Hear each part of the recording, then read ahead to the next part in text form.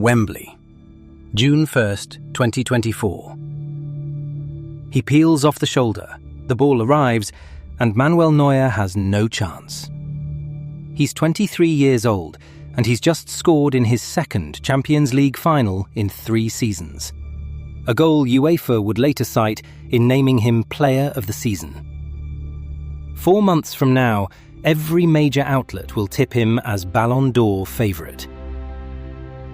So why, on the night of the ceremony, will the trophy belong to someone else, and Real Madrid's plane never leave Madrid? This is the story of Vinícius Júnior. He was born on July 12, 2000, in São Gonçalo, a working-class city across the bay from Rio de Janeiro. His family had little. His father worked long hours, his mother kept the household together, and from the moment he could stand, Vinícius José Paixão de Oliveira Júnior had a ball at his feet. The streets of São Gonçalo were not soft. Football was the escape, and futsal was the proving ground.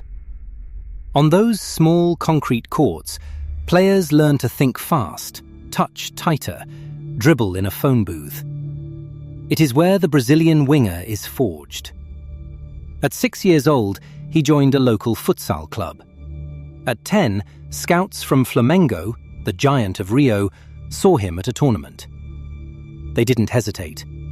They brought him to the Ninho do Urubu, the club's academy, and the boy from São Gonçalo became a Flamengo prospect.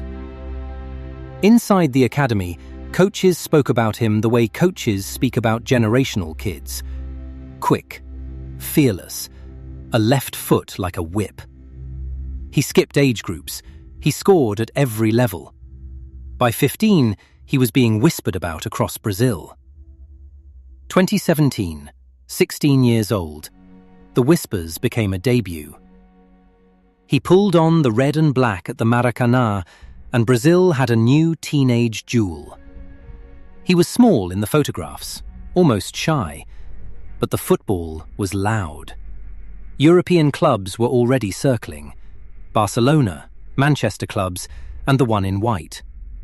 A record-breaking move. The reports were staggering. A fee of around £38 million, a record for any player under 18. £38 million. He hadn't even turned 18. In July 2018, the deal was completed. He was officially a Real Madrid player. The presentation at the Bernabeu was a spectacle. The white shirt, the scarf, the flashbulbs. The expectation that comes with that crest is heavier than most teenagers ever carry. And in those first seasons, the football was raw. The dribbles were electric. The decisions were not. He would beat 3 defenders, then balloon the shot. He would skin a fullback, then pick the wrong pass. Spanish pundits were brutal. He was caricatured as a player with no end product. The talent everyone saw, the finishing nobody trusted. All flair, no end product. That was the line that followed him everywhere. What we now know is that he was, quietly, dismantling his own game and rebuilding it. Reports from inside Valdebebas described hours of finishing drills. Repetition, composure. The boy who had been mocked for missing was teaching himself not to. And then came Paris. May 28, 2022, Stade de France. A back-post arrival, a clean strike past Alisson. 1 goal, 1-0. Champions of Europe. He was 21 years old. He had just scored the winning goal in a Champions League final. The doubts didn't vanish, but they cracked. The kid mocked for his finishing had just won Real Madrid a 14th European Cup. The next season, the version everyone had been waiting for arrived. Goals, assists, the dribbles still there, but now finished, decided, completed. By early 2023, there was an argument, a serious argument, that he was the best left winger on the planet. And then came Valencia. May 21st, 2023. Valencia's Mestalla. A La Liga match like any other, until it wasn't. From the stands, racist abuse. Vinícius turned, pointed, named the people doing it. The match was briefly stopped. It was not the first time. Reports through that season had logged incident after incident in Spanish grounds. But this one, on this night, became the flashpoint. Afterwards, he wrote that La Liga, in his view, belongs to racists. A national reckoning, long overdue, finally began. Players around the world posted in solidarity. Brazilian landmarks went dark. The Maracanã turned off its lights. The story had gone past football. In a press conference soon after, he spoke through tears about wanting to keep playing, about not wanting the abuse to take that from him. A first. In June 2024, a Spanish court sentenced 3 Valencia fans to 8 months in prison for racially abusing him at the Mestalla. According to reporting at the time, it was the first criminal conviction for racist abuse in Spanish football. A first. In a sport, in a country, where this had happened for decades without consequence. He did not call it a victory. He called it a beginning. And he kept speaking. At press conferences, at the United Nations, in every interview where the question came up. Back to the football. Through all of that, the 2023-24 season unfolded, and he was sensational. Goals in the knockout rounds, a leader of the team now, not just a flair player. And then Wembley. June 1st, 2024. Another final, another goal. Real Madrid, champions of Europe again. UEFA named him Player of the Season. 2 Champions League final goals in 3 years. The doubts, by now, were dead.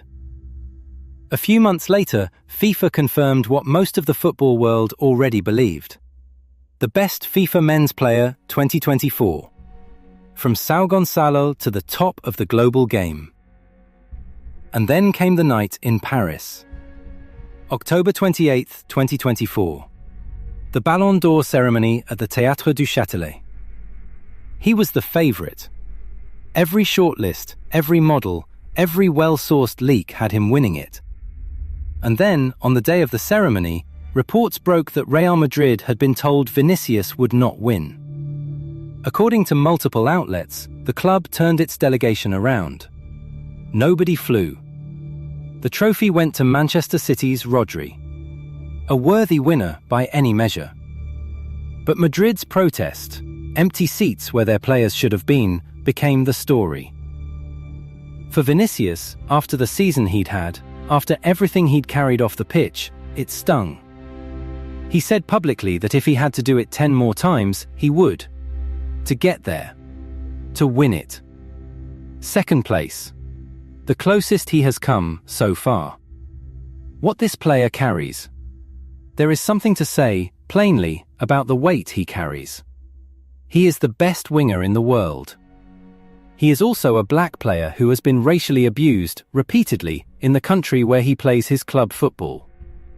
Those two things sit in the same career, the same body, the same week. He has spoken about the toll.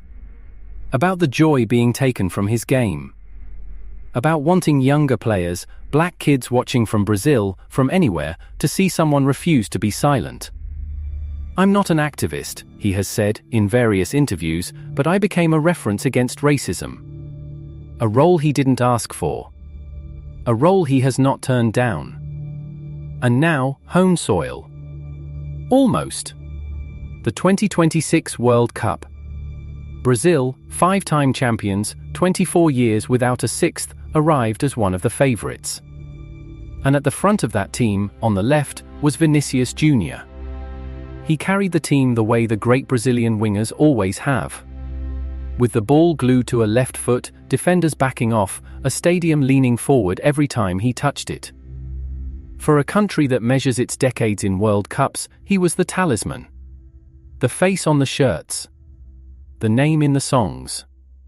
What he has already been. Whatever comes next, the ledger already reads like a career most players would trade everything for. 2 Champions League final goals. The best FIFA men's player. A pillar at Real Madrid. A talisman for Brazil. But the part of this story that will last longest may not be a goal at all.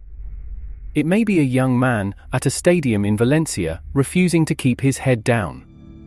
From São Gonçalo to the Bernabeu. From a futsal court to a world stage. From a teenager mocked for missing to a man who scored in 2 Champions League finals. And changed a law's worth of conversation in between. The boy they laughed at became the player they couldn't ignore. If this story stayed with you, subscribe to Beyond the Boots for more. The boots tell the story. We just follow the footsteps.